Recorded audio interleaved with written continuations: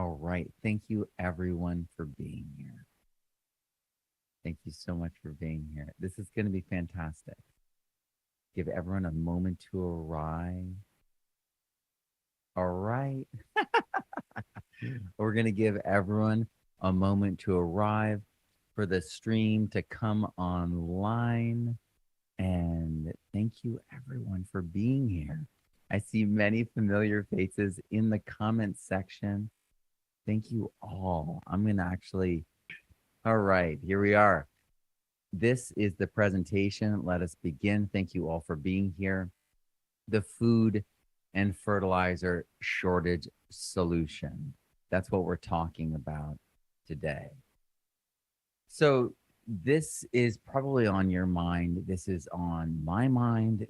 This should be on everyone's mind because the headlines on this can be misleading.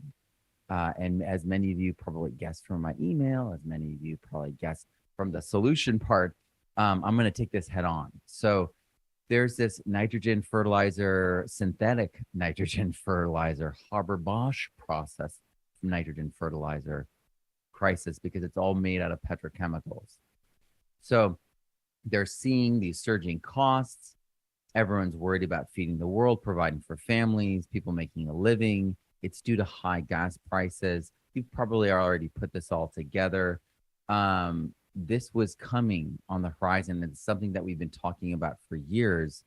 So the crisis here that confounds me, that confuses me, is that if you look closely here at that, that's what's that number? That's right. That's 78% of the atmosphere is nitrogen.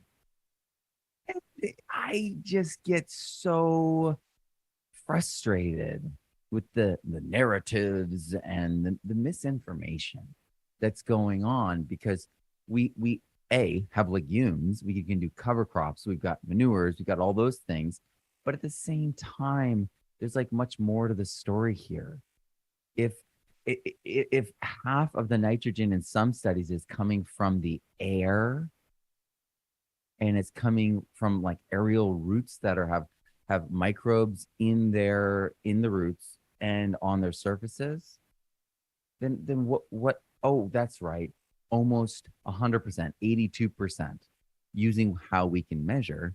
And we're always finding out how limited our measurements are. So we have to always think that there's more whenever we measure something. I mean, people are finding nutrients showing up on our standardized tests that weren't there before after they changed the pH and EH. And they're like, what's going on? It's like, it was always there. We just couldn't see it with our testing methods.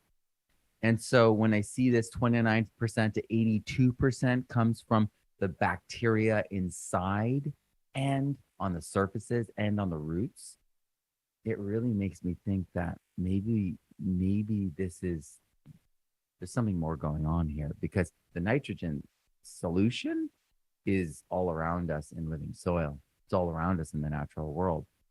And so this crisis, it extends to peak phosphorus too, right? People have been talking about how phosphorus, we're running out of phosphorus.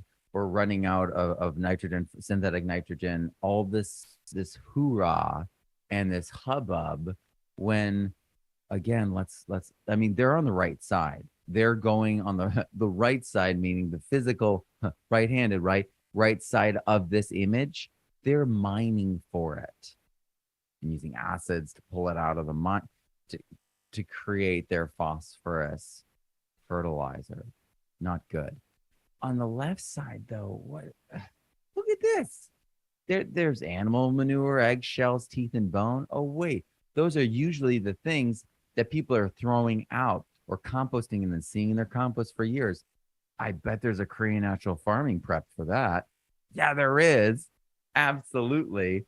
So, and not only that, I mean, just like think about just adding our muscular mycorrhizal fungi, which is the mycorrhizal fungi that they inoculate plants with. It partners with over 90% of plants. Some estimates it's like 96%. It's wild that we don't, all those numbers when they're like for all plants on earth, it's all plants that they've tested, not all plants on earth in reality. And so it's like we have to understand that all these numbers are from what we know, and they demonstrate the limitations of our understanding, and also an exciting like door that's being opened right now that you all are part of today. So arbuscular mycorrhizal fungi, this is the inoculant fungi, unless you're getting ecto and you're putting it on like your hardwood trees, and you're doing like root forestry in the Canadian North. You know what I mean? Like most of us are doing everything else, which is AMF. And so it's going to be very easy to find that. Mycorrhizal fungi usually is what they call it. But it's arbuscular mycorrhizal fungi specifically creates this relationship with the roots that goes so deep and then reaches out so effectively that the thing with all fungi is they release these digestive enzymes, they digest externally, and they increase phosphorus uptake by 10,000 times. But you got to understand the actual picture here. And I do it in other presentations and whatnot, but I just can't let it go. But you got to understand that they're literally creating these pools of phosphorus that reform into crystals around them. And then they suck the phosphorus up like a straw. And, phosphorus phosphoresces, right? It's phosphorescent, right? That term, glowing. Yeah, there's actually a wavelength of light, and you can excite things at, and then you can capture it with a certain lens of emission to see fungi glow. And so we can do this with microscopes. There's theories that nematodes and pinworms can see at this frequency because this is the sliver of light that reaches them down at that level, that wavelength of light. So it's really wild, but it's just nature. They're just doing what they do. And so it does seem like we do have a different kind of crisis here, doesn't it? Of ignorance, of biological deficiency. This is dead soil thinking. They're looking at dead soils and going, well, I don't see anything. So let's base all of our conclusions off of this dead soil. And then when living things show up, they're seen as enemies and invaders. And these dead soils have misled scientists, farmers, and so many more for decades upon decades. But only when farmers started to get it right did this in recent decades come to the surface. But there's more to this. There's misinformation out there. There's people actively working, and somehow they don't have like day jobs, day and night online, attacking different folks doing different awesome things. And there's misinformation campaigns right now about healthy natural foods and all sorts of health things. The medical world and the natural health world is, oh dear, they're under attack. And so is the same case in farming. So does this mean that their food shortages won't happen because you got these solutions? And well, the reality is it won't happen everywhere because there are people figuring out what we're going to be talking about today. There are leaders in this field, certain areas of America that are thriving. And it won't happen to everyone because in general, this is a trickle down pain. And the people that are on the edge of things are going to feel the pain first, and then it's going to move up. And no one knows how bad things are going to get, but it looks bad. I mean, when Chris Trump, someone who travels the world in some of the, some of the areas that are going to be hit harder because of these farmers are living closer to the edge. The farmers that he's working with are going to be okay because they're practicing what we're going to be talking about today. But it does look bad. It does look really scary, especially when Chris says it's inevitable. And it's not this year. This is our year that we have to prepare. So that's why I'm talking about soil. That's why we're talking about preparing now, because it's next year, because it's this year's harvest that we're missing. It's this year's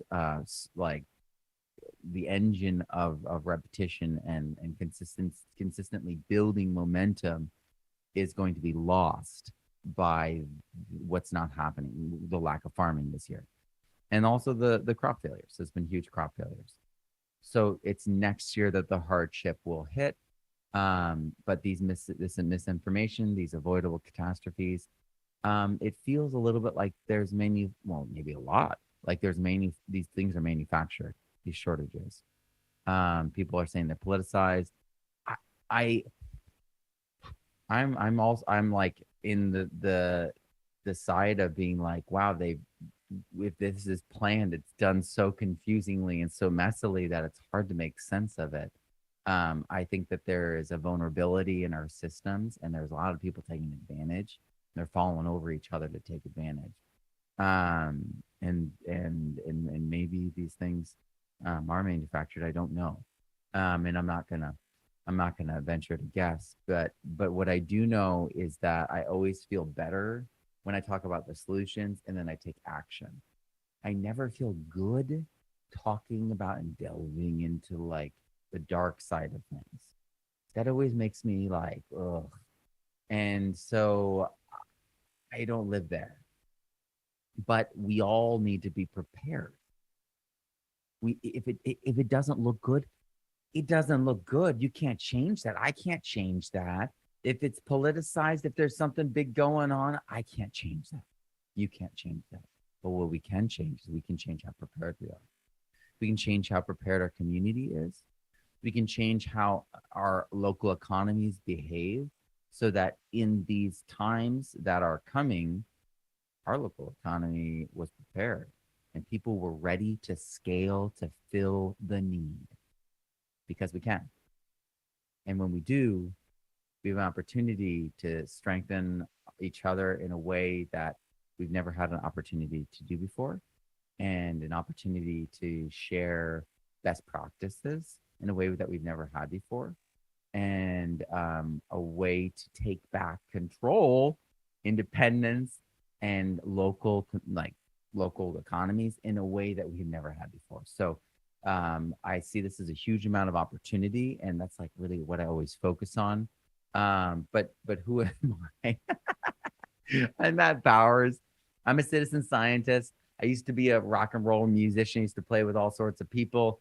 I met my wife in the midst of all that craziness when I was a young rocking musician, and she got cancer like year 2 of our marriage. So I was still in the honeymoon phase, and we just had a new baby, and like this is like we're still baking things in the oven in the mind. I was like young when this was happening. I was still developing as a person, in those first few years as a dad, it's really actually are another shaping time period in your life.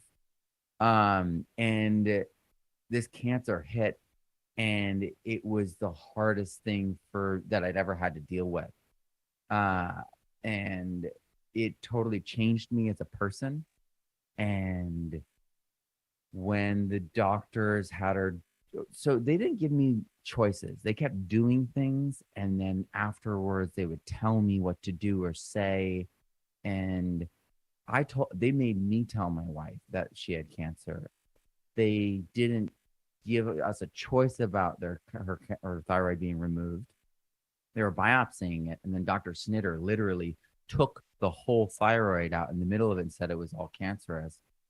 And then they told me I had to tell her. I was in shock. And then I told her while she was like coming out of it, and like she was like doubly in shock. It was so poorly handled. I was furious. And then when they gave her the radiation, 3 months later, she got like really aggressive cancer that almost went to her lymph nodes and killed her. And they had to do another massive amount of surgery. And when I talked to the doctors about it, they couldn't meet my eye. They were acting guilty.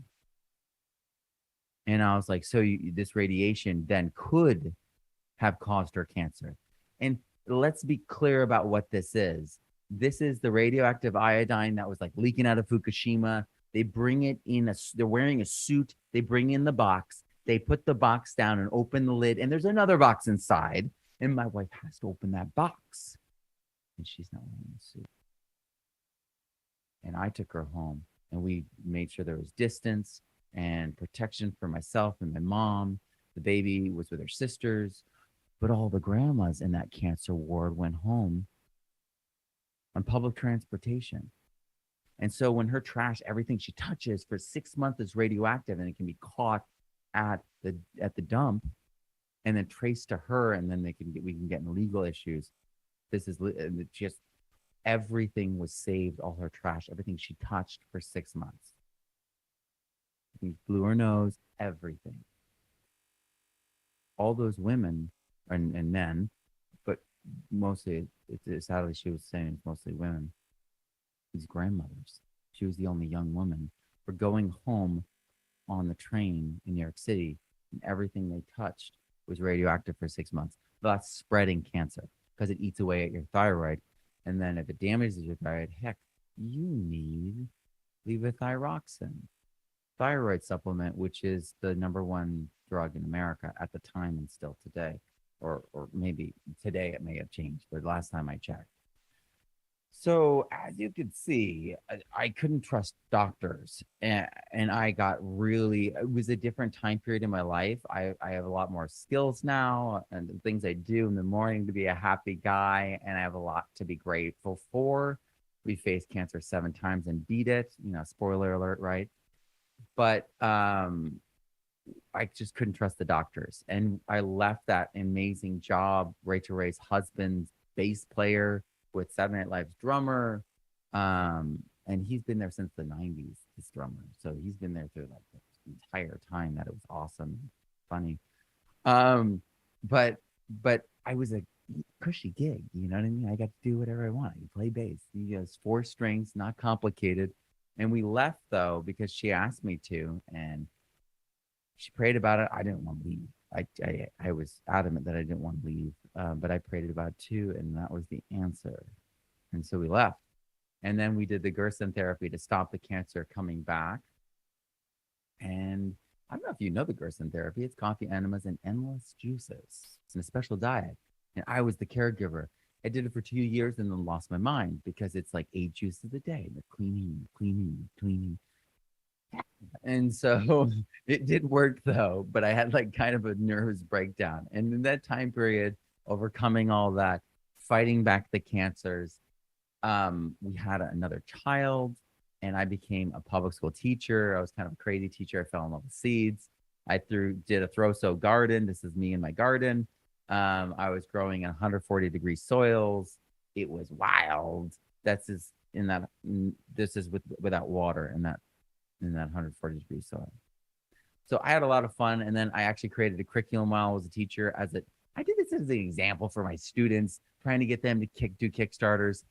Except my Kickstarter made as much money as I make after taxes as a teacher, and so I was like flabbergasted, and it started going around the world, and then got hooked, and I became this whole thing that I am now, which is a online educator and a teacher, and I provide curriculum to people all over the world. I'm an entrepreneur and a soil expert, assistant scientist, seed farmer, and family guy. My family, it's all grown up. My wife is doing better and better. Still, lots of struggles. The radiation is not a consequence-free choice. The removal of the thyroid has incredibly serious consequences. So we do the best we can, and we are in it together, and our family is incredibly close. We actually we homeschool our boys, and it's all focused around that bridge to a regenerative future. And that's really what we're talking about today. For like my children, for all of our children, it's about caring for that future and putting in the action, the care in action for that future to be a reality. So what's the best way to prepare for that future? That's really what we're talking about. You know what I mean? Especially with all these supply chain disruptions, with these, I mean, you know what? I'm fine with supply chain disruptions if it's like your Xbox. I'm fine with that. If you know what I mean? If it's like the latest iPhone isn't coming on time, I'm okay. We're gonna be okay. You know what I mean? But when it's food, when our local farmers and ranchers can't get their food to people in America, but foreign foods can, and the inspection like level is like this on our food and like that or non-existent on the foreign foods, the imports, and then we're so reliant upon imports because of this to have the instability there and the crop quality. They irradiate things. I mean, things that are marked organic, they turn out to be sprayed, like whole 9 yards. It's a mess. And that's something to say about, you know, the incredible people that are in all these different countries all over the world doing incredible things. Like, that's not the food that's reaching us. I'm sorry to say. The food made by regenerative folk is so good that it doesn't leave the bioregion because everyone buys them out. Let's just be real. Their stuff gets bought up like it's hotcakes. Okay, so I want to help prepare people financially and food wise because those are the linchpins to like the day to day and families, our kids, the stability of our entire civilization really depends on food. And if we're talking about food, we're talking about soil. When we need regenerative soil, soil that regenerates itself, soil that's resilient, soil that gets better and better to really address this. And so it's better and better over time. It's self-healing. That's what I mean by all this. If you master this, you'll unlock all the potential of your soils and all the potential of your plants, and thus the highest levels of nutrition in your food. But before we get into that, let's talk about what we're going to learn today. We're going to talk about the 5 indicators of soil health. They're very pragmatic, easy to understand, and put into action. We're going to talk about how you can improve any soil and talk about how you can grow faster, growing healthier, more productive, and more resilient plants. And these things will change your life because you're going to be able to save time, money, energy, and effort. And all of those things, they are pain, right? It's like you lose time, it is pain. You lose money, it is pain. If you don't have the energy to do something, it is painful because literally it doesn't get done properly. And if your efforts go to waste, it is painful. So I want people to be able to avoid all of that loss. I want people to instead gain because with plants, with everything in life, with our own bodies, you know, we either are gaining or losing. It's almost impossible to stay in that like neutral teetering kind of place. And the reality with the stuff we're going to learn today is you can apply it at any scale and things will just get better and better every year. So I just want to reiterate that you can make this happen. This is possible. This is, I've seen it done. I've seen people do it all over the world. All right. So Singing Frog Farm, they are in California and they're doing an amazing job. They're no-till pioneers. And I understand, you know, you're like going to be like, what about root stout? They are market garden commercial growers that when they started, there was no one they could find to model after. And so they created their own methods. And so in their beds on their farm, they went from 2% to 12% soil organic matter in 12 years. So that sounds cool on one hand, but what does that mean? Well, if you think about what Elizabeth Kaiser, her and her husband run that farm, says, every 1% increase in organic matter, it's an additional 20,000 gallons of water per acre of land. So let's just do some math, you know, a little math. And then we discover that's a lot of water. Try holding 200,000 gallons in tanks on your property. That's a lot of tanks. And the reality is the soil can hold the water more effectively than you can. It's right there at the roots. It's right there in the soil. So do you think California needs this? They're in California. They've been there for years. they're just doing compost. They're buying it. They're making some, but they're mostly buying it. And then they have perennial hedgerows that they put in the moment they started their farms that are like the stoppers in each area, so that if there's any water moving through, it stops it. And any wind, it slows it, pushes it up. Anything was holding it, drops it.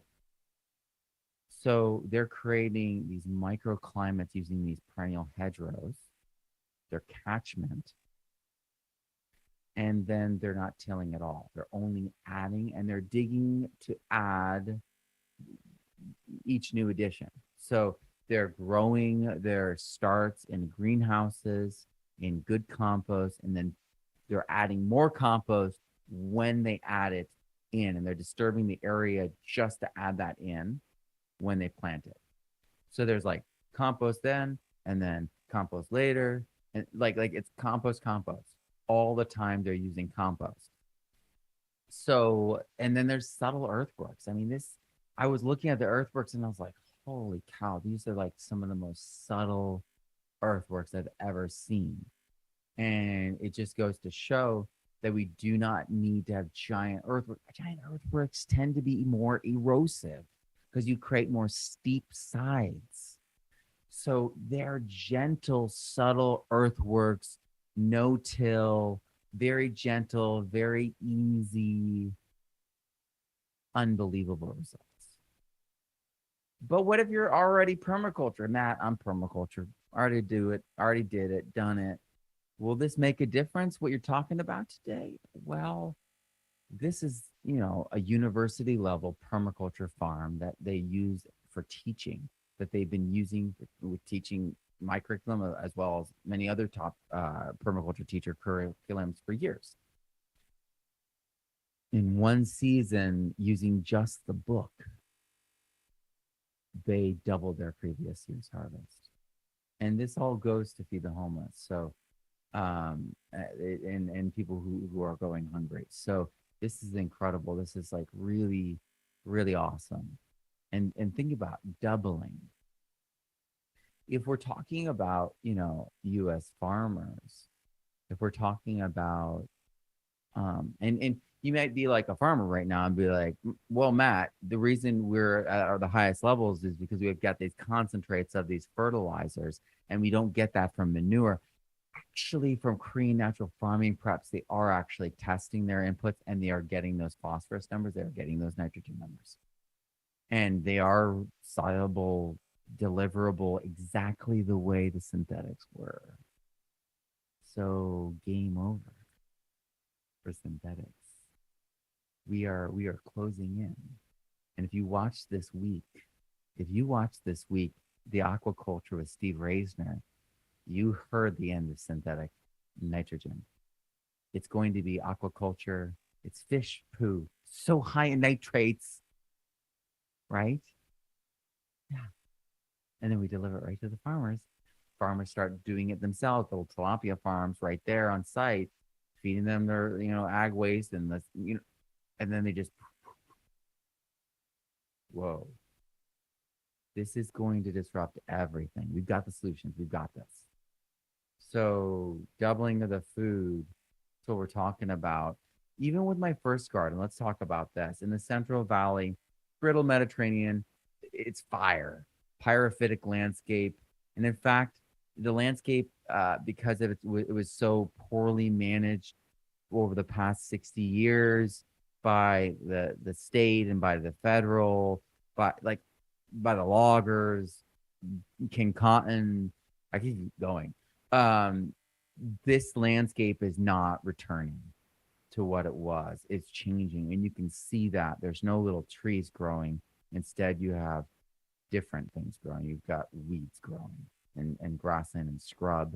And if you look lower in elevation, you'll see that scrub oak is taking over.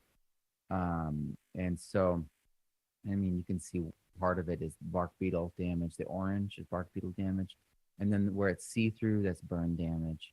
And so you can see that next year it will burn. Well, what's going on is that as the bark beetle goes, it creates fire, fire-prone areas that burn, and the bark beetle keeps going, and then they chase each other. So this was my context, and then decomposed granite. I mean, it's like large pieces of sand. What's wild is that that melts, okay, with biology. Oxidized and alkaline.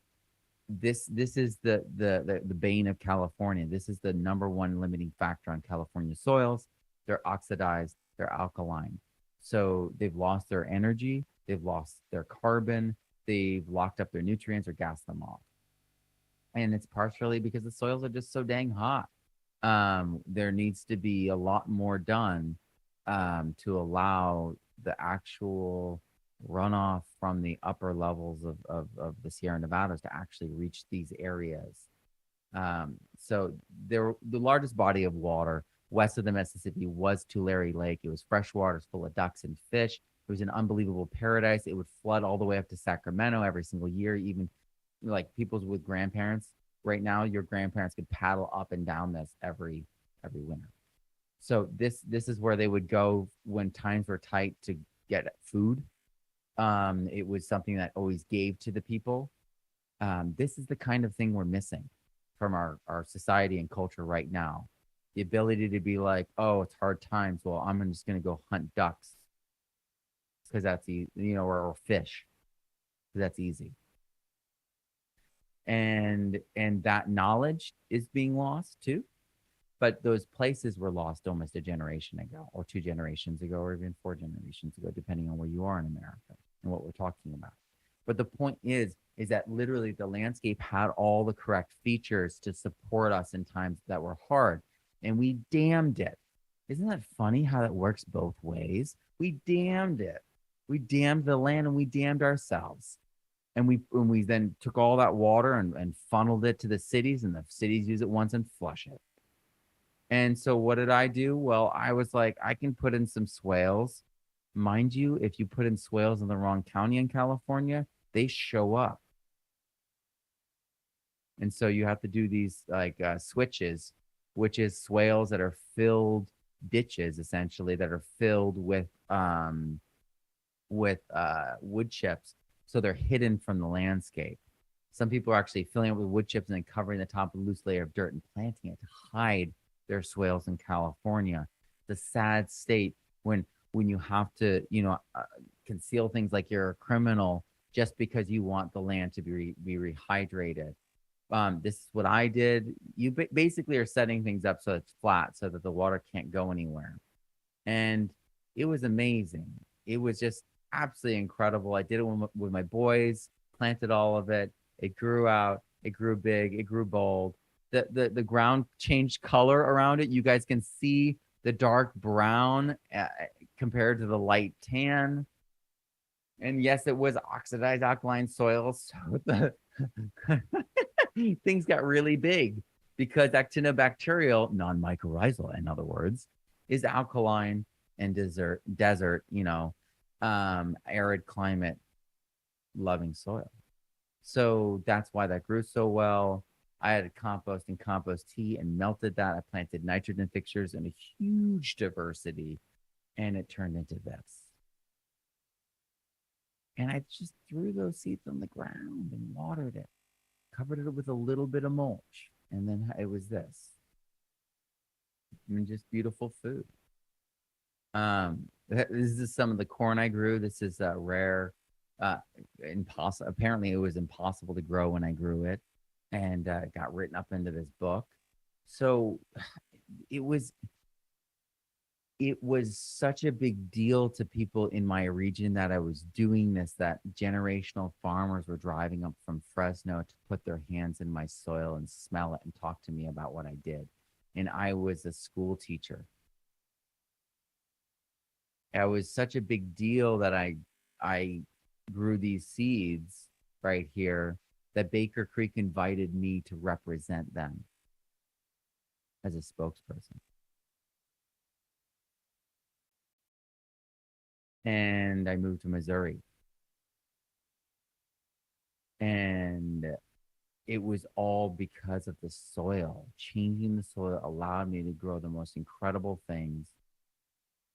And it's also, transforming places all over America, all over the world right now. So this is Governor's Island. Let's see if this will change for us. These barracks here were broken down and turned into rubble. And what happened was Todd Harrington, with a Dr. Lane Ingham as the advisor, were brought in to transform it into this. And they used just compost, mycorrhizae, and work and time and nature and microbes and compost teas. And it transformed this area into a native forest. What's so wild is this is right off of this is an island right off of New York City.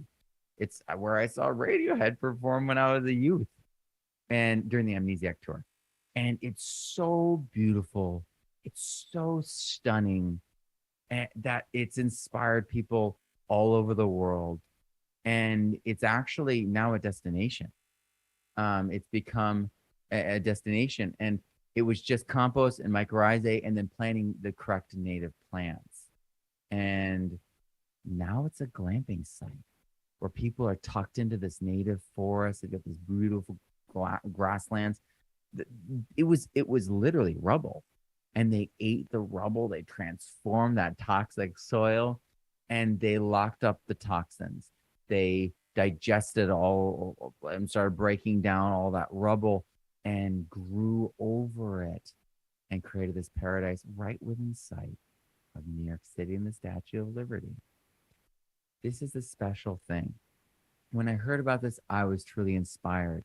And then when I heard who was doing glamping there, I couldn't believe it, because it was my best man for my wedding. And the guy who was next to me in his stroller while our moms had lunch while my brothers were ski racing. And then later, when we were old enough, we learned to ski together. And we learned to race together. That's Fleet Pete. That's my best friend from childhood. And the advisor on that project was my original soil mentor, Dr. Elaine Ingham. And so it feels like full circle. It felt like a message to me personally that this works at the highest levels, and this is what you're meant to do.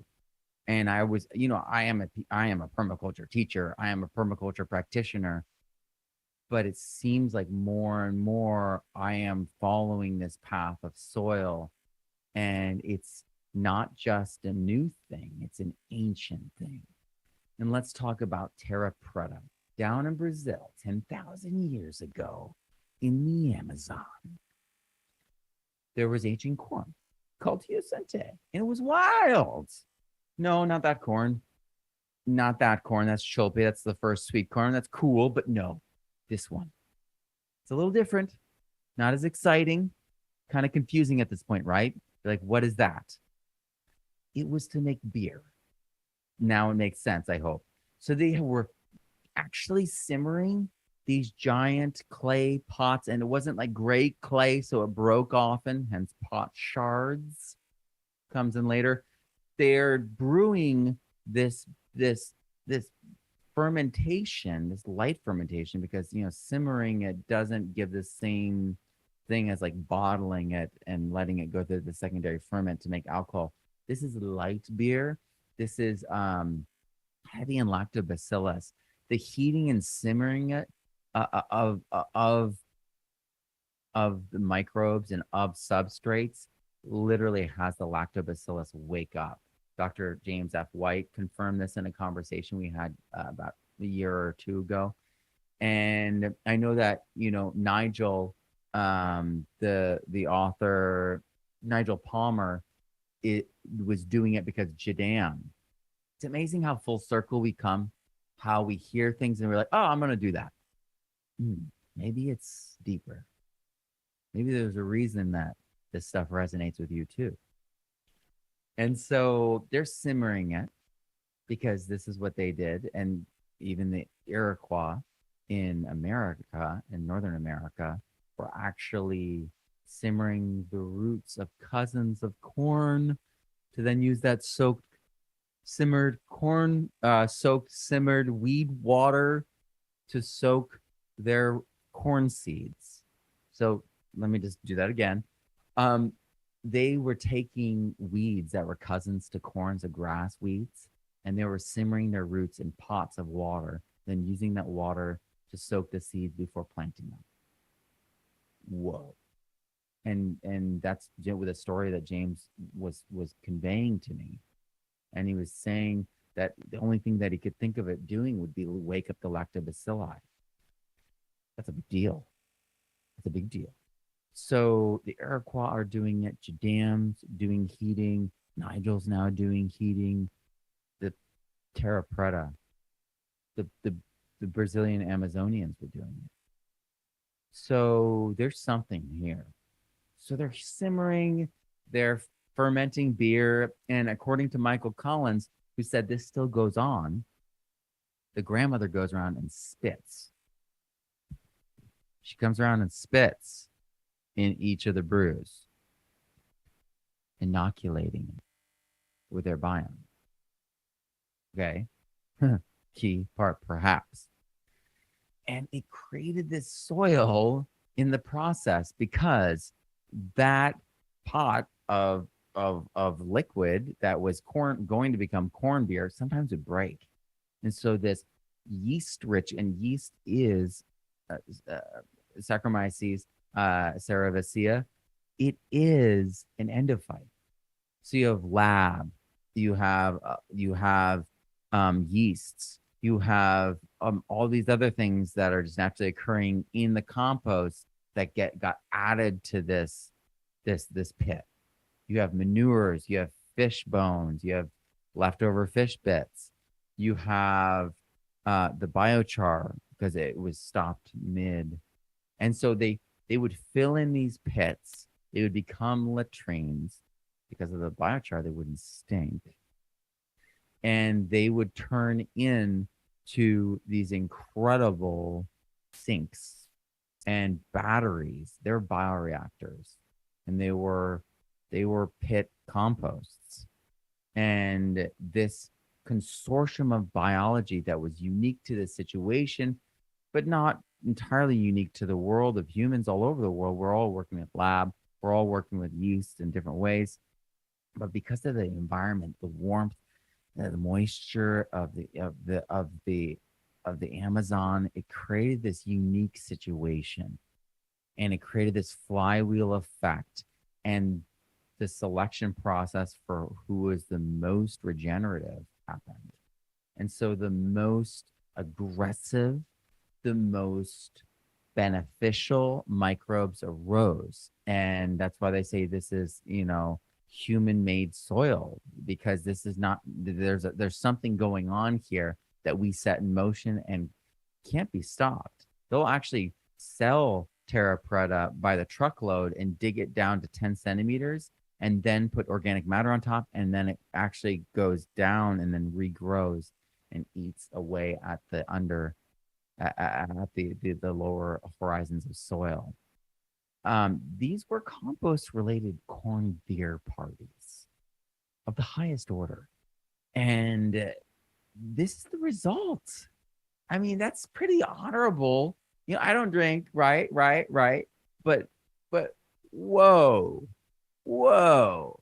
If we started throwing parties where the end results of each party were a massive amount of, happy people and really incredible soil, I think we got mission accomplished, right?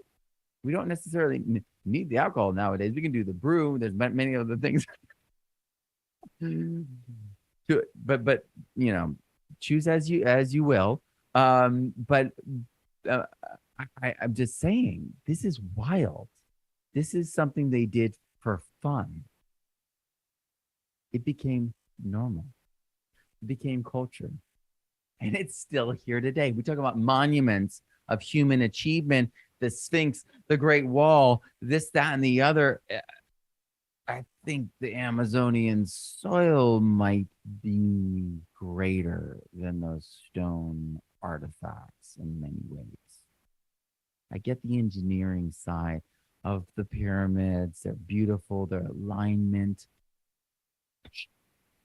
But this is one of those things that we don't have any other examples of. There's pyramids, you know, in the Americas, there's pyramids over there. There's more than just the Great Pyramids. There's other pyramids. Terra Preta is unique, and we can try to recreate it. I'm going to tell you how, but there's something special about what they were doing. And I would say it has to do with their diet as well. They were in a feedback loop for probably hundreds, if not thousands or tens of thousands of years with the environment, with their manure. The ultimate communication tool is our human manure with the right biology, the right system, so guaranteed to be safe. Remember that earthworms, composting worms, within 3 weeks have erased all the pathogens. So we need to partner properly. We need to systematize things in the right way so that the future, our monuments, will be towering trees, rich black soils. And then we can say we did that. And instead of us looking at these giant, massive tree stumps in California in all their forests, going, we did that. Awful. So DIY Terra Preta, let's get to it. 5 cousins, you know, or a cover crop of your choosing. I got a video on 5 cousins. It's something I came up with, but I really did it to show you what you can do and how we all can create our own mixes, like the 3 sisters. So the 5 cousins is cowpeas, buckwheat, daikon radish, amaranth, and sorghum. And they work together quite uniquely. I got a video on it.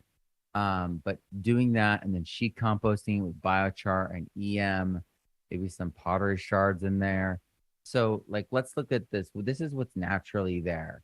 You see, it's a very short layer. It's black, but it's not like brown black. It's black from it being anaerobic, and it's got that whitish.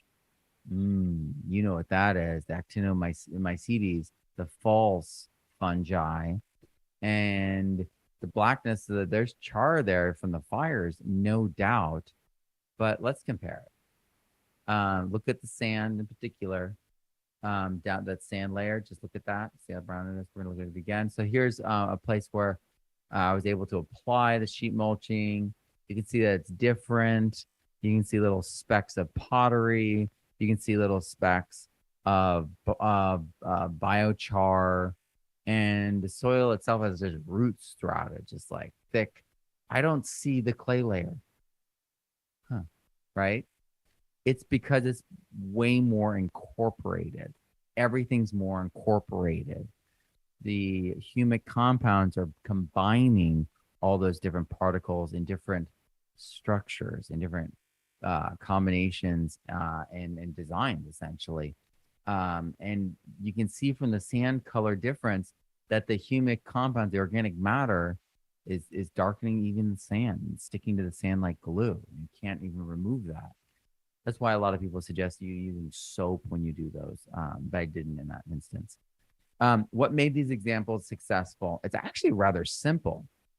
And I've talked about it before. I'll talk about it again. When you have an in-depth micro to macro and fluent understanding of air and water, organic matter, soil biology, minerals, and plant roots and photosynthesis, you can generate and maintain regenerative soil. Everyone can.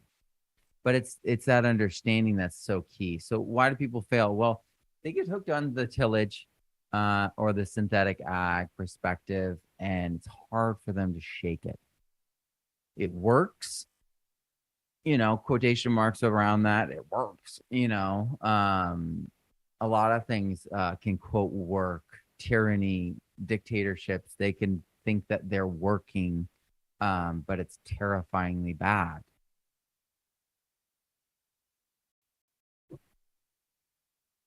David Holmgrove's calcium to magnesium ratio, he tried to fix it and he got the ratios wrong, following something that Albrecht had said, and he created concrete. So we have to be really careful with our ratios. We have to understand the mineral ratios that are ideal. And also we have to understand our compost, because compost is the buffer, potentially, that can fix that. You can also have plants do it and them release the carbonaceous materials. So quite often we have to bring in the compost to even start the engine of that process.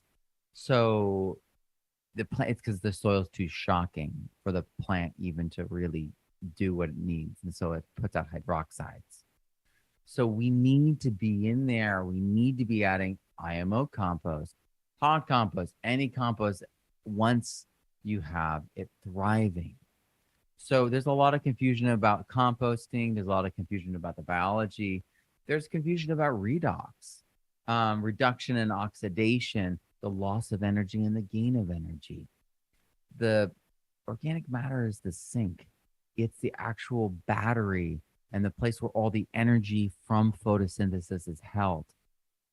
I don't understand why these things haven't been taught as fundamentals in school. Maybe because it exposes how ridiculous and stupid we have been with our nutrition and our health and what we eat and how we eat it. It's wild. And I've had private conversations with doctors, and in the medical world, they can't talk about this because the implications throw so many things out the window. And this is an undeniable aspect of everything. And if you start digging into this, you'll find that redox, aka, the gain or loss of energy. Loss of energy is oxidation. And so the loss of energy, oxidation in humans is inflammation and cancer. So in soil, it's the death of the soil. All these things are one thing. That's why it's so imperative that we understand this stuff fluently. I've got a video on that on my channel as well. If you just look that up on redox, if you want to check out that. And then people have chemistry fears. The problem with chemistry, it was never taught properly. We had to do all those balancing equations, make the moles, and that's all so well designed to make us upset, well designed to make us hate it. I think all those courses in high school were designed to make it so that you wouldn't want to do it. Because the reality is the chemistry, all those chemistry equations, the ones that matter can be made real, and you can do them hands-on. And so just like everyone's like, baking bread is chemistry. And it's like, yeah, well, it doesn't feel like that when you're making it. It's awesome. And they're like, well, everything can be chemistry if you know the equation. And so I'm here to tell you that if you teach chemistry hands-on and pragmatically through soil, hey, chemistry suddenly becomes understandable. And B, it's actually vital to like show what these things actually are and actually doing. And it's undeniable at that point too. And that's also, I think, part of the reason why they try to push people away from it, because it goes across domains and like the microscope, it's a bridge builder. And, lack of resources and skills.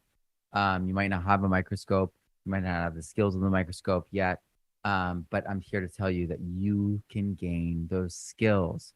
I'm coming out with programs to make these things doable by anyone, anywhere, with resources that are not ideal, and pathways to adapt, to scale up, to all these sorts of things.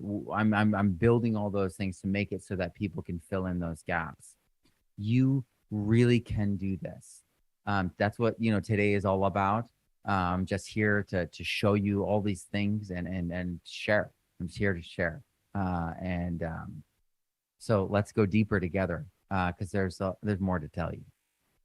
So that wheel, those 5 steps, we're going to delve into them one by one, and we're going to start with air and water, because it's not just any air. It's not just any water. It's a Goldilocks amount. And the thing about air is it has everything.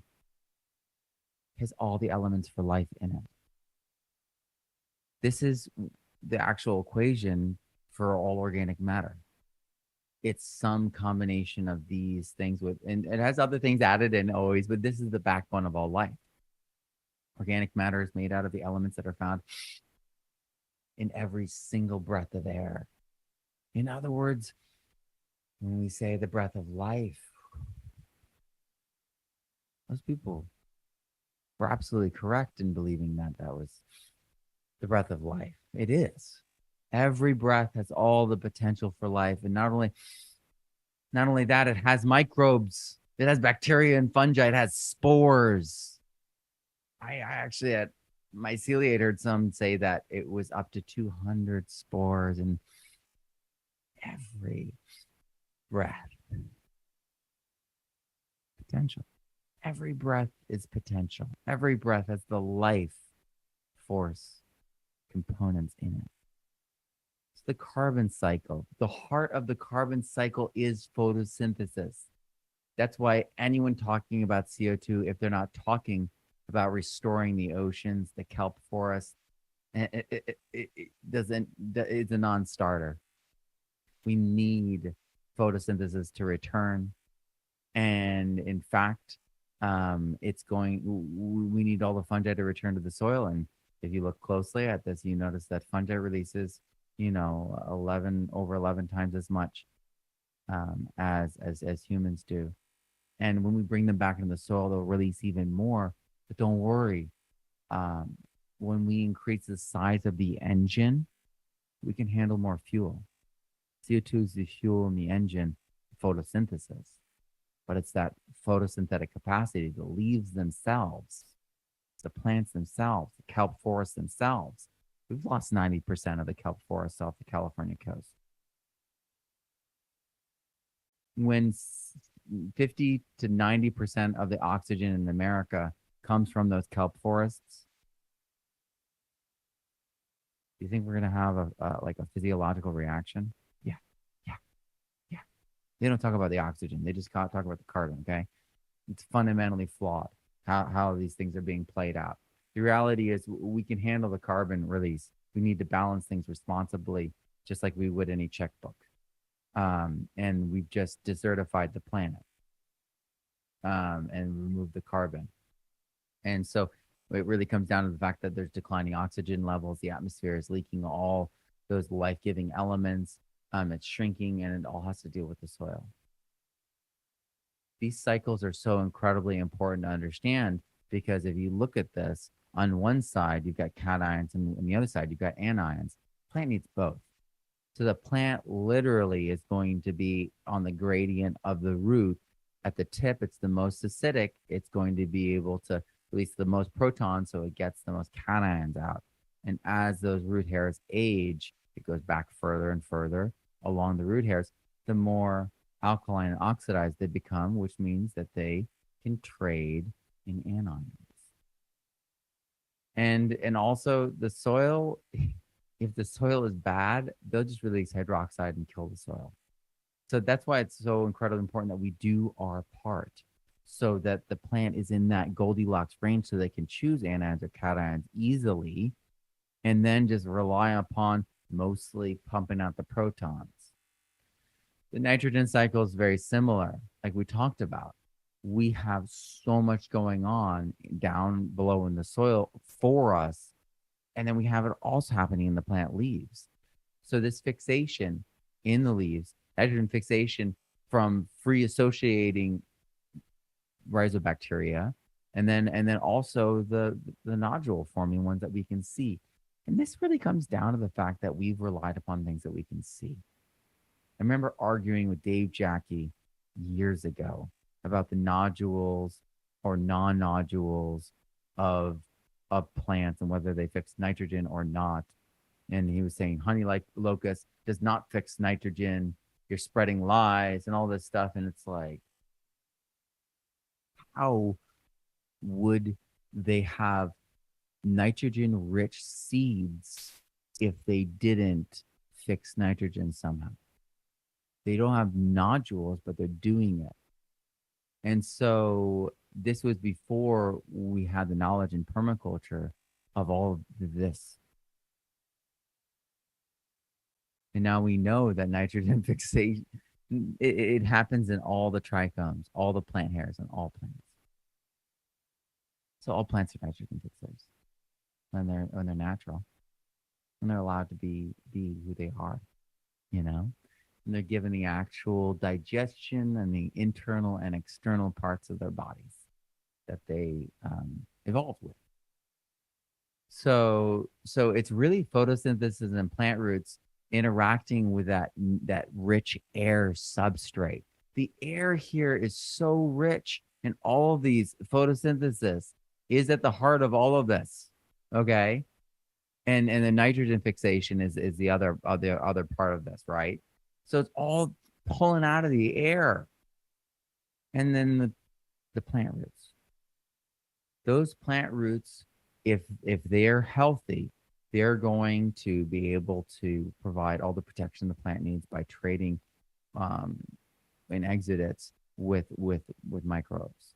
And they're going to be adding in energy into the soil. I mean, energy creates the maglev train effect. How are they having nutrients catapulting towards you across kilometers of space to... It's because it's like a maglev train. So the nutrients are traveling along the hyphae, the fungi, the fungal network, the fungal highway, the internet of the soil with that energy.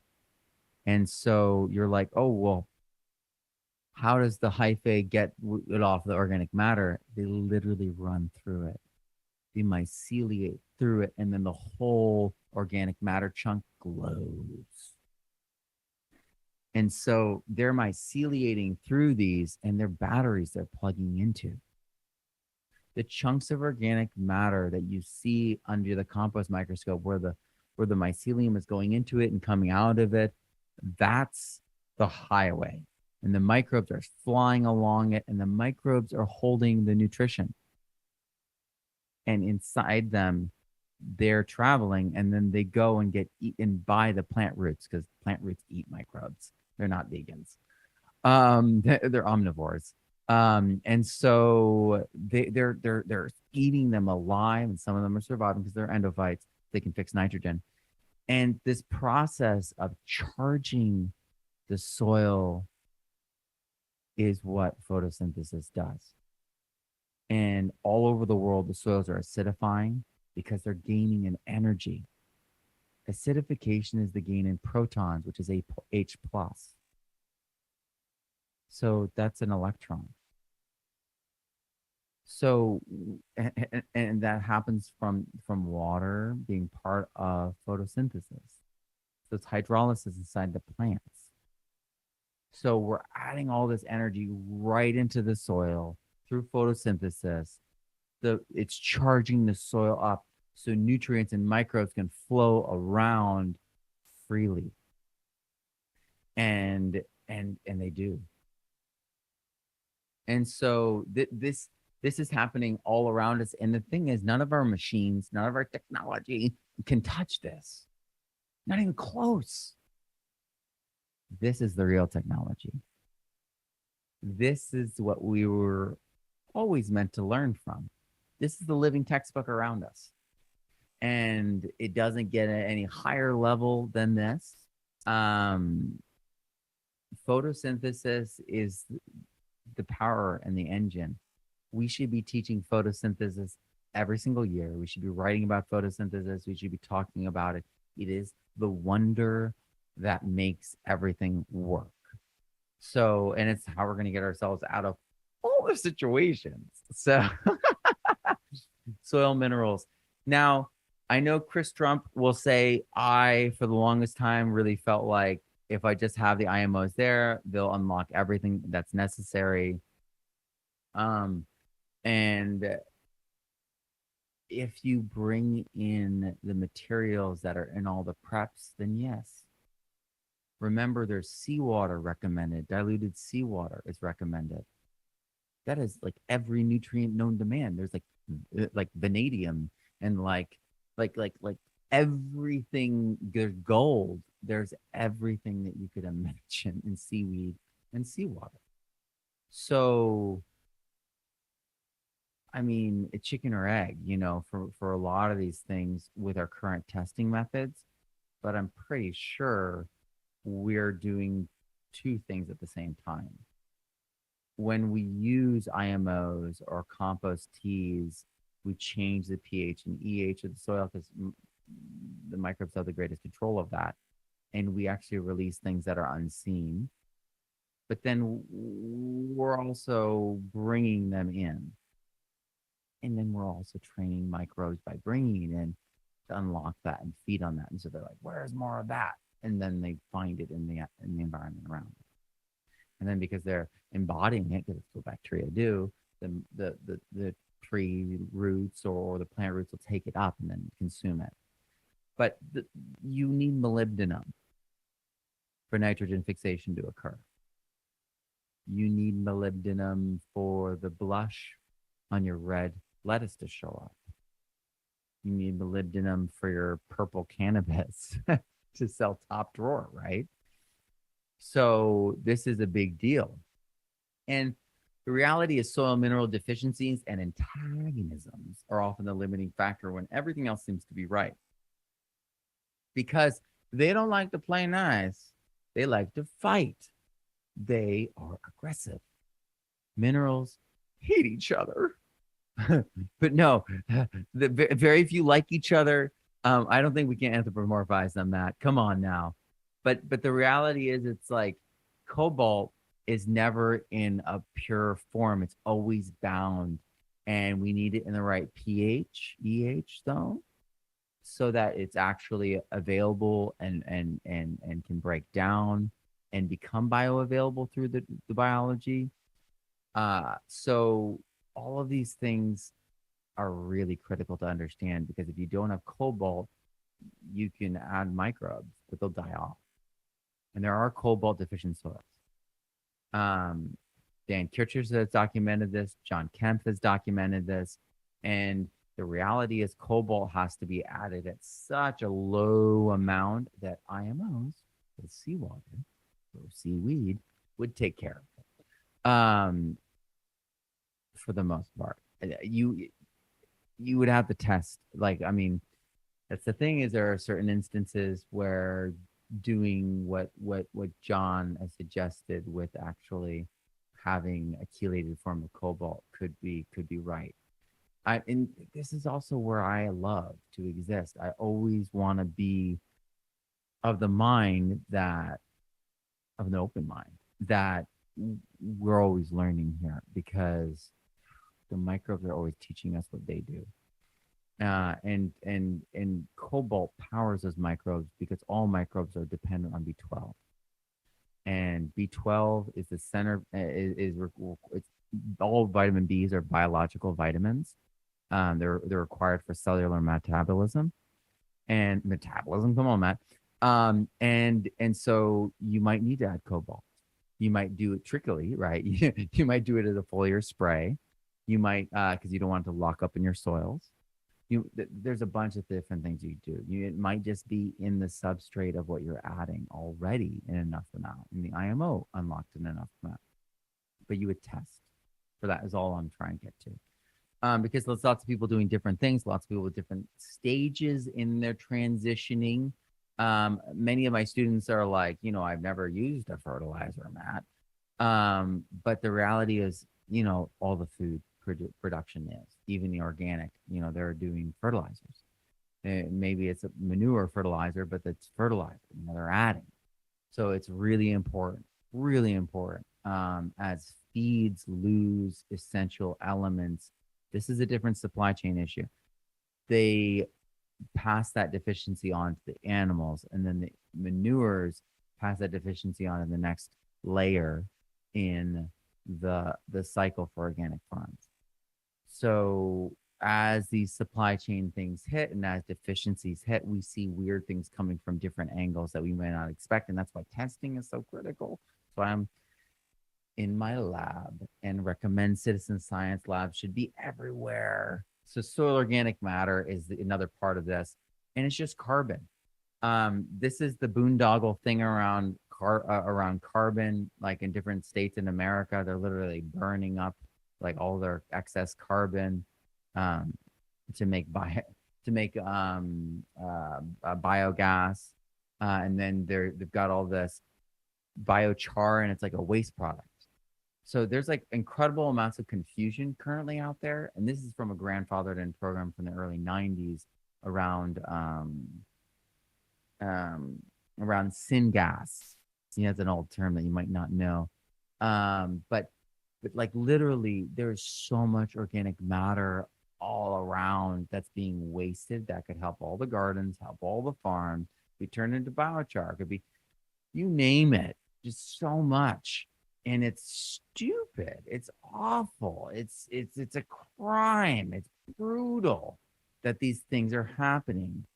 And it's almost like since we've been talking about it so much, and now since they're using similar words in greenwashing, the work that we've all been doing this whole time kind of makes you suspicious that they don't have the right intention behind their seemingly, yeah, they don't. So this is why I talk to people. It's funny, like someone was talking about like working with billionaires and blah blah blah, and I was like, huh, I don't work with billionaires. I work with people that have farms, or with people that have gardens that are trying to scale up, or with people with families, or with homeschoolers and schools and teachers and community leaders, but communities and individuals and real people. So yeah, there's something going on there. And it's life. The organic matter is all the building blocks of life again. So when we're breaking it down, we're making biochar or we're making compost, we are creating raw potential. And biochar, one of the cool things about biochar is the magnet. Biochar just grabs everything around it. And that's why you need to make sure it's biochar, not char. I had someone like who is like a biochar salesman be like, yeah, you just throw it on the ground and then it's biochar. And I was like, what? No. Because as the studies in, I believe, the Netherlands proved, that if you do that in a temperate forest, you just add the raw char, it eats the humus because it's a magnet and destroys the forest soil. So skip that. Let's just inoculate it with awesome compost for the exact thing we're going to grow. So woody compost for perennials, bacterial dominant, more sugar, more kitchen scrap, more grassy, your mowing clippings, that kind, or your weeds, though that kind of compost is more for the garden. And so you put those respectively on the biochar, or use the char when you're composting and speed your composting up and control it better. Primo compost comes when you make it with biochar. It buffers, it holds nutrients, it holds water, it holds life. Add that biochar because the reality is you increase your water holding capacity by 3 times to the percentage of the biochar. So you add 10% biochar to your soil profile, that's 30% more water holding capacity in that soil now.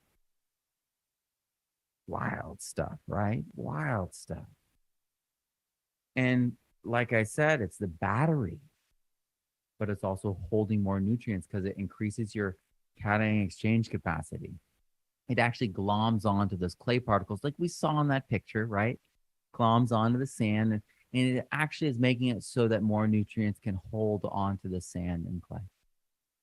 So it's extending your soil, it's upgrading your soil. It's also buffering and going between those minerals that are fighting. And and then of course organic matter holds more water. We talked about that at the beginning. 1%, 20,000 more plant available water per acre in gallons. and then it holds the life that is going to be ultimately the pH EH controllers. And let's get into that. The soil biology is amazing. You've probably heard of the soil food web. Elaine Ingham and her husband, Robert Ingham's baby, along with like, I think 6 other individuals. Together, they wrote the ecological monogram. Her husband's, still at it, still teaching in university. She went solo and started teaching people like me, Chris Trump, starting like 20 years ago now. And I think Chris Trump is the earliest Elaine Ingham student that I know of. And I was able to extend all the things that she taught me and add way more arrows to this soil food web diagram. In my work, every single one of these is researched and cited in my book, Regenerative Soil. And this is what she taught me. Those exudates, those cakes and cookies, feed the bacteria and fungi, the protozoa, and the nematodes feed upon the bacteria and fungi, and their waste unlocks that nutrition from the bacteria and fungi, and then the plant roots feast on that. And that's not all, though. We know now that primary is the Rhizophy cycle, and this is so wild. This is the key, the actual key to compost tea. This is going to tie into your gift later, and we'll talk about. But this is the plant roots are they're actually seeking nutrients out. This is why they chase water, but they also chase nutrients. And they're draining all the nutrients around them because they're bombarding it with protons, and they're getting all the nutrients out of it and sucking it up. But they're also releasing the cakes and cookies and a lot of other things. And it's passive, and they can't control it. And so if they're releasing monosaccharides, simple sugars, they're going to attract pests. So the exudates could actually harm the plant if they're not healthy exudates. So the cakes and cookies story kind of changes a little bit, right? It's not the most apt metaphor now that we understand rhizophagy. Really what they're doing, the roots are farming the microbes and then sucking them in and destroying them. And the ones that survive, it's like they're shearing their coats, and their coats reform as they form the root hairs. Root hairs don't form without microbes. This has been proven. And so they've shed their coats, and now they reform them as they get pushed out of the root hair. It's really, truly incredible. They're farming the microbes. And then the ones that don't get harmed, the ones that form their own special shield, are actually converting. They're actually fixing nitrogen and converting the attack into food. So they're like, don't attack me, eat, just eat. And the plant root's like, this is cool, keep going. And this is how endophytes exist inside the plant. So, and this is also the pathway that gets hijacked from mycorrhizal fungi. So we're seeing the evolutionary pathways now open up. This is recent. This is brand new. This was first published in my book, Regenerative Soil. Jeff Lowenfeld read about it in my book. My hero, Jeff Lowenfeld, read about it in my book. I had based so many things that I was doing off of what he was doing, and now it's this cycle coming back, and he just wrote and is about to release Rhizophagy, his latest book. And talking to him, he got so excited. He's like, I'm going to have to go back and redo all my books now, Matt, because of all the things that we were talking about. So this push and pull, this is true science at work. This is the answer to like why compost tea is effective. Elaine Ingham's life work of compost tea. Her and her husband did the soil food web, but Elaine Ingham owns the compost tea. That is all her. That is whole hog. She owns that baby. And she's been promoting it for this whole time. And now we know why it's so beneficial. Because they go right in. And the plant feasts on the microbes from the compost tea. And that's why doing it at the drip line where the root tips are, yes, We now know why. Thanks to Dr. James F. White. So those microbes are feasting on the protons and the sugars, because microbes feed on energy too.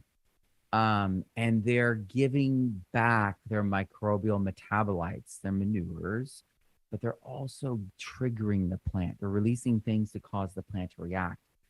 And it's actually the microbes sending out signals that causes the plant to change their exudates. And so the whole thing, we're like, the plant's in control. I don't know about that one. The reality is it's a chicken or egg situation. The reality is a shotgun blast of just excretion and secretion and old dead cells being sloughed off, and 90% of the exudation gets reabsorbed. So it's not the same kind. It's like a vortex of nutrition and energy that's coming in and coming out.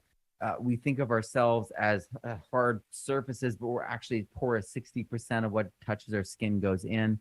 Same thing here. And if things aren't healthy, if there's not good photosynthesis, they literally call in the pests and the pathogens and the viruses and the diseases. And in the healthy plants, those things get destroyed or retasked. And we've proven it. Healthy plants. And this is why I'm not a doctor, but I see the controversies and I see the interviews happening, and all of us are talking behind the scenes, quite candidly off record about it. We know that there's correlation to the human body, and we have to get the food right and get this in practice, because it will all benefit. All of us will health-wise benefit. It's going to be like double the harvest. It's going to be regenerative, organic. The people are going to transition to regenerative profitably instead of losing money. People are going to be. It's going to be like a renaissance, a farming renaissance. Where they make money. They're respected. They're the heroes of the story. The linchpins of our society are suddenly exalted and recognized for who they are. And many of us join them in that. Many of us become those heroes that are now just working day jobs. So now to have a small garden, right now have a market garden that's slowly trying to transition. What have you? This is the moment. This is the time. We have the answer. I've literally shown you things in this presentation that people could take and dramatically change everything they're doing with just these pieces, and the free things that I've shared online, free things that Chris Trump has shared also. And you can do everything. You could start. You can get the results that you're looking for. But you can go further. You can be inoculating things. Rhizobia, this is mycorrhizal fungi. And by the way, mycorrhizal fungi is not in your hot compost. When you let things age, the fungal numbers go up as things are still, but they're saprophytes. They're not mycorrhizal fungi. Very important to understand. You have to inoculate things. Rhizobia is actually in the compost. Wildly enough, if you get like any nitrogen fixers in there, it'll carry through the heat just fine. And if you have manure from animals eating nitrogen fixers, it'll come through just fine too. It's in their digestion, I've discovered. So it passes through hot compost. It passes through their digestion.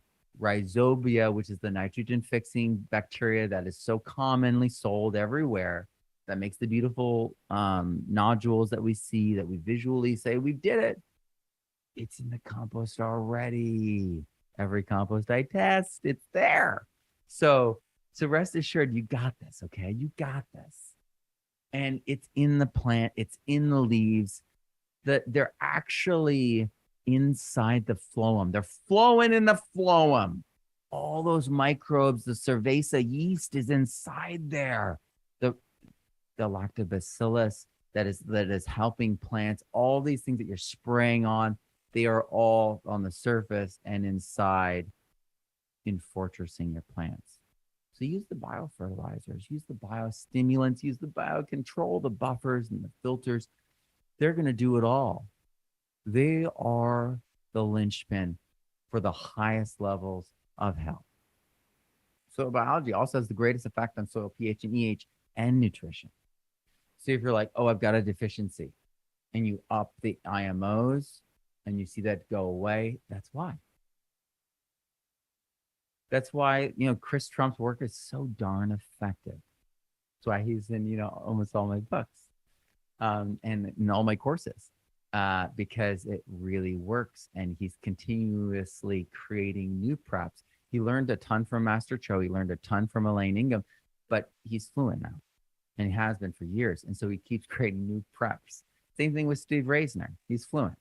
And so it's in this fluency that we start creating things that are new.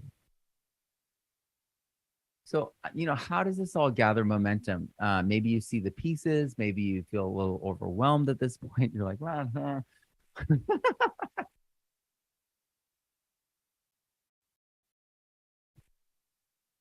I get it. I mean, at the start of this, when I was writing the book, Regenerative Soil, I felt overwhelmed.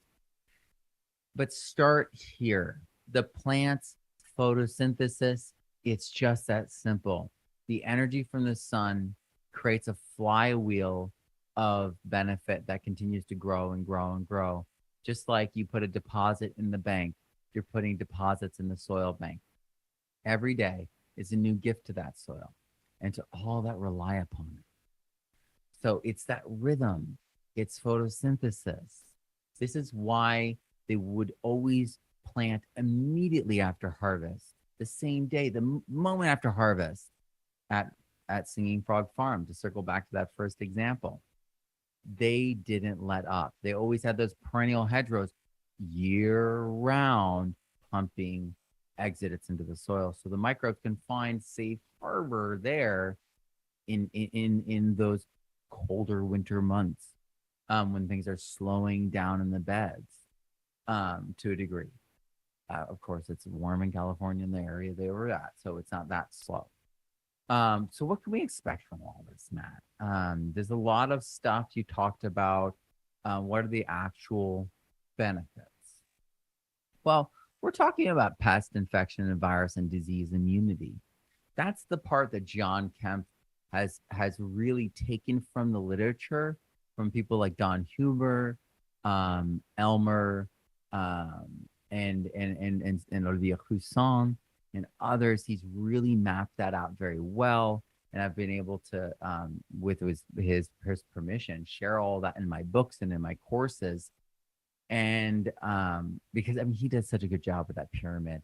I could share you all the different things, from the raw actual literature that he got it. Because when I started talking to John about it, he just simply gave me the information. And so I went and read all the original sources that he got his information from, which, is fantastic. That speaks to John and his character, I believe. But this is what he's been mapping out and what he is so good with. But that bottom half of this pyramid, it's very mapped out, but the top half is completely ambiguous. The biology is unnamed and it's only described as robust. And that's, where I felt like I really could take this and amplify it. And you get a kind of a preview of what that's like in that course in the YouTube. I did a preview of that this week. It was really popular. People are loving it. So I go into that. It's really incredible when you have the biology and the minerals working together, because that's the only way you get to that top of that pyramid and you achieve true immunity. So high nutrient density, bricks, plant sap analysis can verify this.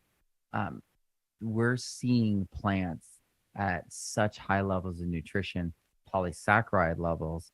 They are producing plants that are completely different than the plants that are available in the grocery store, and they harken back to the way plants used to be. And I know that not everything is 90% deficient compared to what it was 60 years ago, but it ranges from 37% to 90, depending on what we're talking about. So it's incredibly important that we start this process again of rebuilding the soil so that we can rebuild the plant nutrition and then ramp it up every year and rebuild the food back to what it once was. And I did go and find those original studies. That's how I know that it goes down to 30%, depending on what we're talking about. But it's everything. It's everything. And so while we have the volume, we got the visual, we got the bushels, we got the 50 bushels. It's meaningless when you have to eat like 12 bowls of corn to get the equivalent of 1 corn of cob. You know what I mean? It's like 50 years ago. So this is so critically important. Part of the reason why we have so much gut inflammation, part of the reason why we have so many gut issues is because we're eating so much because we're starving. When you start eating really nutrient dense foods, you can eat less and you can start fasting for the first time. Maybe you're like, I never can fast. I'm always hungry. I'm always, This is why. So faster maturation rates and higher yields. This is what every farmer wants. I want it faster and I want more and I want it to be better.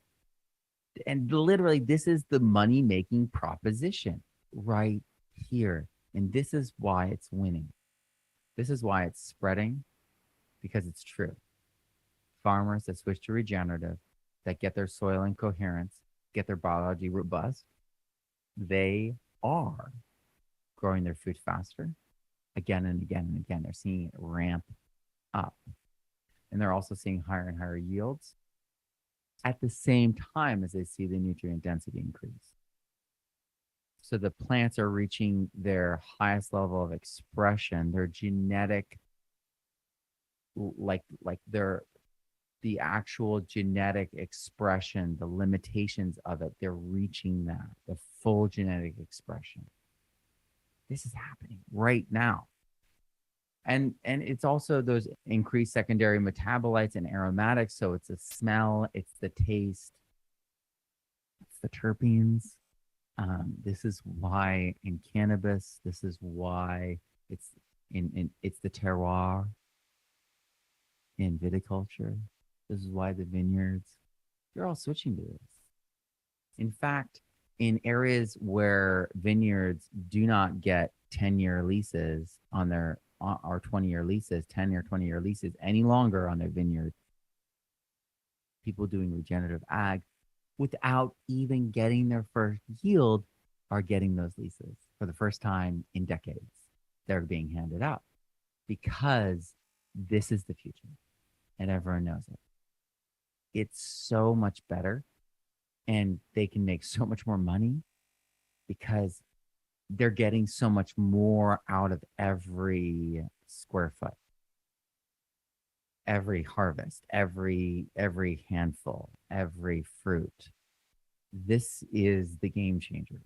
This is the only reason it works, actually. Without this component, without it actually being better, it'd be a non-starter. It'd be like trying to sell you like, you know what I mean? Like something that's false, something that would fail you. And I can't do that integrity wise. And then B, man, this is about our future, isn't it? It's about our kids, isn't it? Let's get this right. And the beautiful thing is we can do it right. And it's way better than what they're doing financially. So we can set farmers free financially as we get healthier food, that food becomes our medicine finally, again, because it was.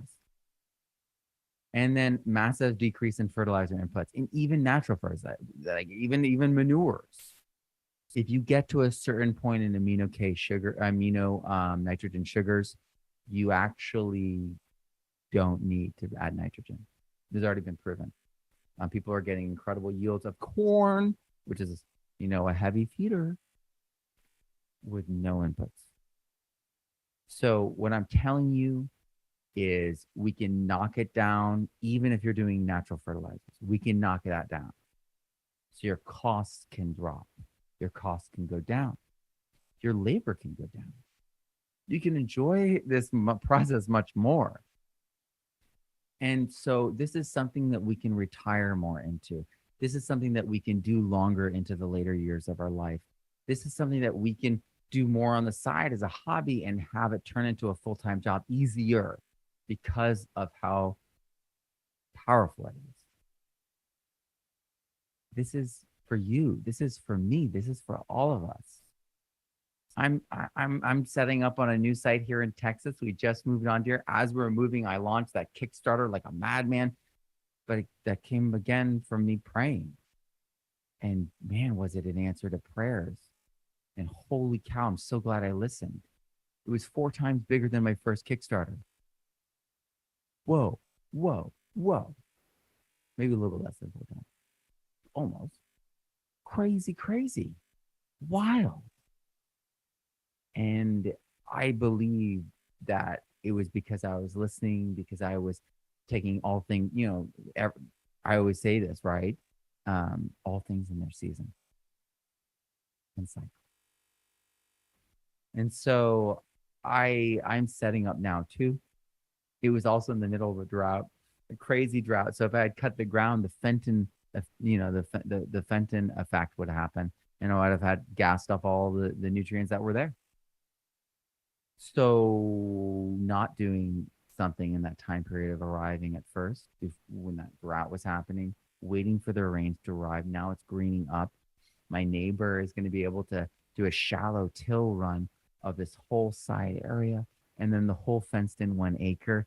I have all the cover crops prepared, and I'm going to be able to direct seed a bunch of it. I'm going to do some throw sowing, no doubt. I'm a classic, right?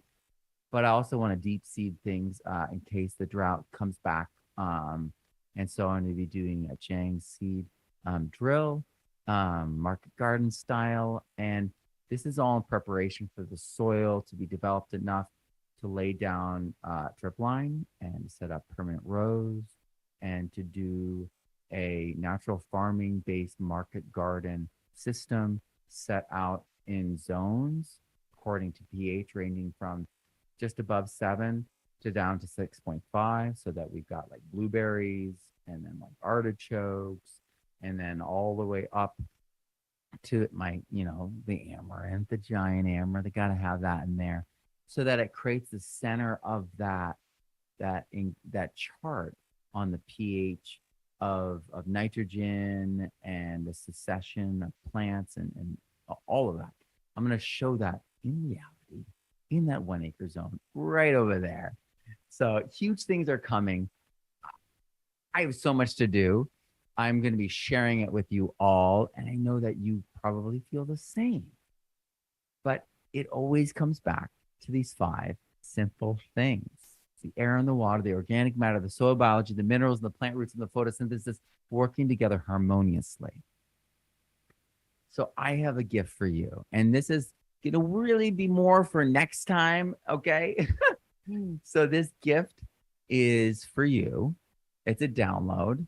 It is the essentials, the compost and compost tea recipe essentials from my book, Regenerative Soil. I want you to have this. It's a download on my website. You can click the link in the description of the YouTube right here, right now, and you can download this. And this man, if I had this when I was starting out, this kind of guide is so valuable. This has incredible insights, things that I got to see because I was behind the scenes, things that folks passed on to me, and I put together with other things that other folks passed on to me. There's incredible insights in here that will help unlock your soil, incredible clarity, and it's going to dovetail with next week because next time is compost demystified. So we're going to be, and I'm going to get my font fixed. That is not the right font. But next time, the Adobe account didn't recognize the font here. But next time we're going to be delving into all the different kinds of compost, all the different confusions that people have around compost, so that you have the best compost, the easiest compost, the most powerful compost, and it's not a backbreaking affair. It's not this whole to do. We're going to make it amazing. So this week, that's going to come about on Tuesday. So we're going to have our next gathering on Tuesday. But this week, I want you to do something. This is our challenge. We're going to do a challenge for the first time. Here we go. I want you to take one action to build soil. I want you to share it online, and I want you to hashtag regenerative soil. Now, this could be a lot of things. You could be making compost tea or compost extract. You could be making biochar or just spreading biochar and amending with it. You could be planting a cover crop of nitrogen fixers. All of those are building your soil. All of those are improving your soil. But share it. Do it, share it, and hashtag regenerative soil. Take that action, build that soil, get your hands out there in the soil. I'm going to be out there with you. I'm going to be sharing. I have a whole list of things I've got to go do. Now that the rains have come, now that there's some moisture in the ground, now that things can start growing and recovering again, oh, it's the moment. I've got to take advantage. And in fact, that's why I'm actually extending the course sign up on regenerative soil. I'm extending and pushing it out by a week. So if you were interested in that, I'll talk more about that later in the week. You can, of course, go check it out if you'd like to. But today we're just talking about building soil, just getting excited about soil. And this week I'm just going to be getting pumped, and then we're going to be doing a lot of things together. I'm doing a lot of lives. So if you aren't subscribed, make sure you subscribe to this YouTube channel, because I'm going to be going live left and right. I'm going to be doing a bunch of different things. I'm just showing you an update of the auto composter that's been long enough to kind of give you guys an idea of how it's working. And I really want to showcase all the different things I'm doing to prepare the land so that I'm prepared for next year.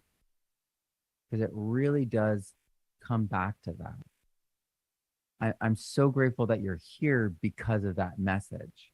We have the ability in this time right now to actually make a difference for next year. We can build that soil. We can plant those gardens. We can get those chickens going. We can get the milking going. We can all of the above. And if you're like, wow, the drought was really bad this year. Okay, well, this is the winter that we're going to put in ponds, right?